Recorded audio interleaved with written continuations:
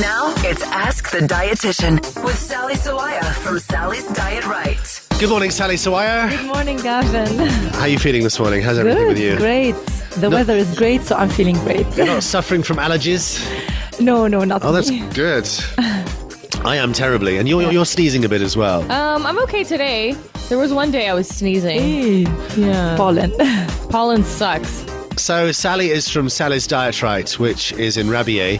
And what kind of things are you helping people with at the moment? It's mostly weight loss, and it's anything to do with problems of the gut or sports nutrition, kids obesity. I have lots of kids coming over these days, and many other things related to nutrition. And how can we get in touch with you? My Facebook page, Sally's Diet Right. The right is spelled R-I-T-E. Or there's the... and what about the website? You still doing that? Yes, of course. Sally'sDietRight.com. Yeah. So, questions for Sally Sawaya in a moment, 03-887-000.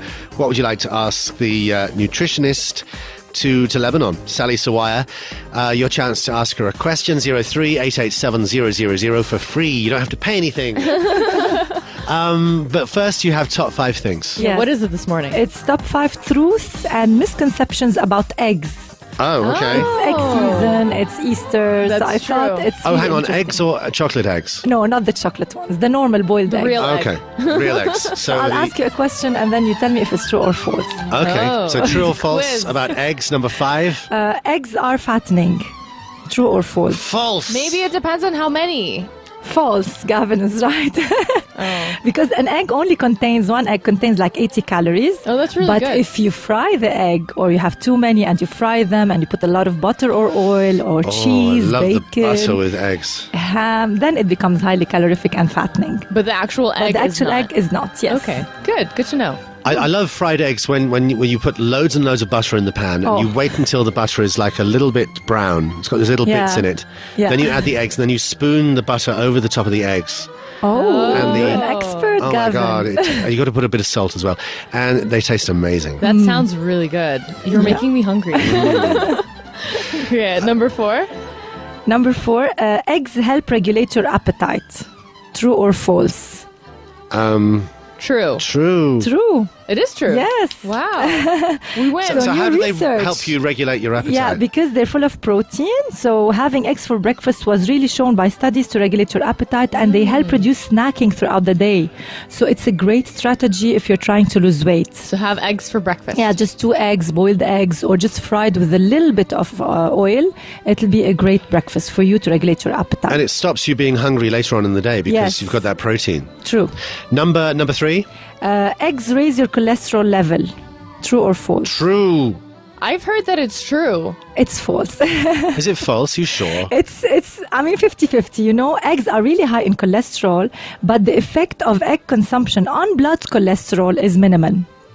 So they don't increase your blood cholesterol as much as trans fats or saturated fats do. Okay. So if you have the butter or you have croissants or you have sweets with butter or whole milk or fatty meat, you increase your cholesterol levels much more than if you have eggs. Oh. So that's why So eggs have a bad reputation for no reason. Exactly. That was a long time ago. They used to say that, but new research showing that it's not that bad for your blood cholesterol. So everyone can have like 1 egg a day or like 7 during a week, and it's completely fine. But people with heart disease, they should limit it to 3 eggs a week. Okay. Okay, so only 1 egg a day. 1 egg a day. We can just have that. a good average, Yes. yeah. Okay. But you can't make an omelette with 1 egg, so... So if you have 2 every other day, it's also fine, Gavin. Okay. All right, That's good. a good strategy. And number 1. Number 2 first. Number 2, egg yolks contain more nutrients than egg whites. That's true. It's not true? Egg yolks. Egg The yellow yolk, part. I suppose it's got all the vitamins and minerals. It's true. Thank Yeah. you. Yeah. Yeah, it's true. So- because everybody thinks that eggs, we should eat the egg whites only because they're full of protein. And it's true. They contain like 7 grams of protein in the egg white. However, the egg yolk contains all the other nutrients, all the vitamins and minerals like B vitamins, vitamin A, D, selenium, zinc, iron. So you should eat the whole egg. Don't skip the yolk. Yeah, because a lot of these, especially like diet people or sports people, they'll just have like an egg white only omelet. Yeah, you know? instead they can have a whole egg, and then they can put like 2 egg whites if they want extra proteins. Okay. But have that yolk. You should have the yolk. Yes. Okay. And number one, the things about eggs, the true or false myths about Misconceptions and eggs. truths. Raw eggs are more nutritious than boiled eggs. False. True, Gavin. I would hope false. Yeah, it is false. Because, we're used to doing it as brished, or it's not completely cooked, and we used to Yeah. think that it's much healthier. But on the contrary, of course, if you don't boil it well and you don't cook it well, it can harbor salmonella, Yeah. and it can increase the risk of you getting food poisoning. Tastes better when it's cooked. I don't like that I'm leaky sure. stuff. Not only that, but the protein in eggs, when it's raw or undercooked, it's not easily digested and absorbed. So Oh. it's a double-edged sword. And it's better to cook it so it becomes more bioavailable in the body. Okay. Well, thank Amazing. you. If you have a question for Sally Sawaya, our WhatsApp number is 03-887-000. Your questions for Ask the Dietitian this morning, Sally Sawaya. Let's do this. Matt Simon's right now, catch and release. Now it's Ask the Dietitian with Sally Sawaya from Sally's Diet Right. So 03-887-000 is our WhatsApp number. Your questions for Sally Sawaya this morning. So we were just talking about eggs and the benefits and misconceptions about eggs. Somebody's saying they have a question about that. Is the yellow part of the egg yolk, is it healthy if you want to lose weight? Yeah. I mean, eggs as a whole can be part of a weight loss diet for sure. It helps regulate appetite, and it's really nutritious by itself. So it's not like if you have the yellow part that you're gaining more weight. No, definitely it's not that. Okay. Sure, you can incorporate it. Someone's asking why people drink raw eggs. They used to do it, I think, before sports, or they Yeah. used to think that that it's healthy, and they used to add it to milk when we were little. I still remember some people add raw eggs to milk and drink them. Yeah, my It was father used to do that Really with pepper and salt. risky. And is it Yeah. something that you should do? No, No. because it's risky. It can harbor salmonella, food poisoning, and Yeah. also, as I told you, the protein in raw eggs, it's not bioavailable for the body. Yeah.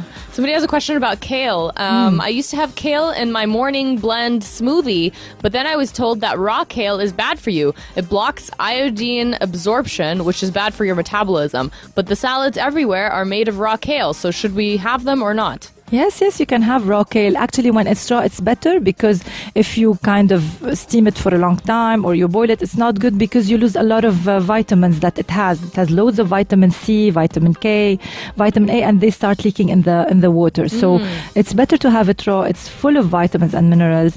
And iodine, you're not having it in the morning anyway. You're having it at lunch and dinner because it's part of iodized salt. So it's not a big deal, and iodine doesn't have to do with metabolism. So it has a different role in the body. So you can have raw kale. You can it's have okay. raw kale. It's good. It's actually very nutritious. Okay. Someone's asking, hi, do I stop all dairy if I'm lactose intolerant? I've heard things like you can stop certain dairy, but you don't Yes. have to stop all of them. You can have yogurt, can't you? Yes, sure. You can have yogurt. You can have labne because the lactose is turned into lactic acid, which Okay. is easily So you digestible. can have labne if you're You can lactose have intolerant? cheese because and cheese sometimes contains only traces. So if someone has an extreme case of lactose intolerance, he cannot have any of these. But if it's just a minor case that he cannot tolerate milk or cream or these things, ice cream sometimes hurts. So everything with milk, he can eliminate it. But some people have just a minor lactose intolerance that even they can tolerate some milk in foods. So it depends on your threshold. It's Okay. a trial or error thing that you can try. Okay. Somebody says, hi, Sally, I'm suffering from a lot of bloating. What food should I cut from my diet? And is there any kind of sports? Yeah, sports really, because Oh, and this, the message continues. I'm hyperlax. So what kind of food do you recommend for muscle and joint pain? So for muscle and joint pain or for these things, you better consult your doctor. Okay. Some foods helps, like omega-3 rich foods. It helps pain in the joints because omega-3s really help reduce inflammation. But other than that, you can consult with your doctor. As for the The bloating. the bloating, first of all, you should avoid being constipated with having a good amount of fiber and drinking loads of water in your diet.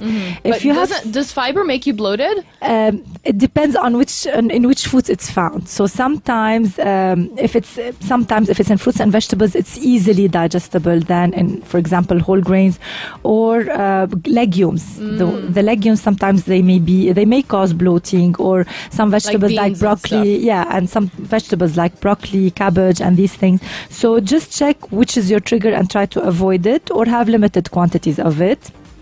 And avoid, for example, eating too fast, eating in a stressful situation. Instead, try to be as much as possible relaxed, and try to have those peppermint tea or ginger or fennel tea. Those help. Those help with they are digestive aids. Okay. And rule out those food intolerances that we talked about, like lactose intolerance or something. Somebody says, how many white bread loaves are you allowed a day?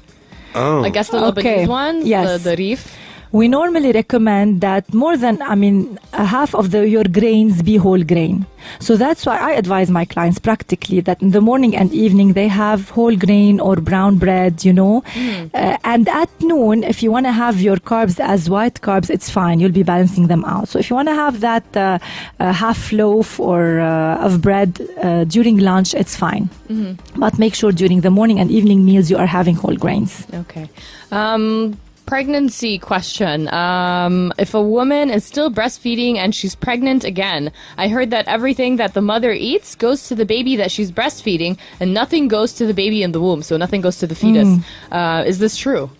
No, it's not. Generally, it's safe to breastfeed if you're pregnant, as long as you're eating very healthy and you're having loads of fluids. Okay. But in the case that if your breast milk continues, it continues to be generally sound, nutritionally sound, so you can continue doing that. But definitely, her baby in her womb also will receive those nutrients, so don't worry about that. But ask the doctor, because sometimes if you're breastfeeding during pregnancy, it may trigger premature contractions. So consult your doctor again. So be careful. One more question. One? Yes, just one. Okay. Well, they're asking about Sally's typical day when it comes to food. So what do you eat? What did you have this morning? I have my glass of low-fat milk. I put a little bit of soluble coffee inside so that I like it better. And then I have my typical halloumi sandwich. Yummy. With multi-cereal bread and some smashed avocados and rocket leaves. Yummy. And cherry tomatoes. Wow, that That's sounds amazing. really That's good. my breakfast.